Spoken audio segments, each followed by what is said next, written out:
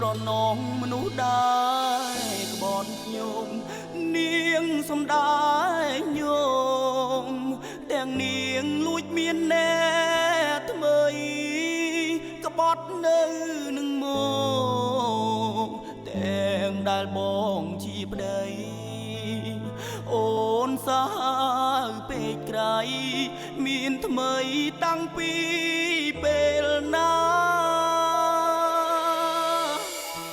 មិនដែលដឹងសងថាអូនលួចក្បត់ហើយដើរទូ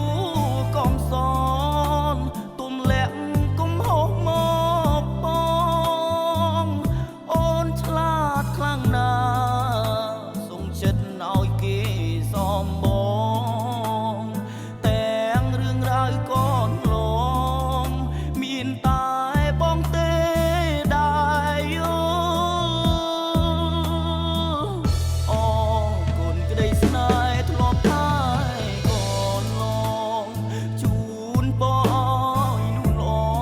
ងស្រឡាញ់គ្នារហូតណាពីប្តីម្នាក់នេះធ្លាប់ថែថ្នាក់ថ្នមរក្សា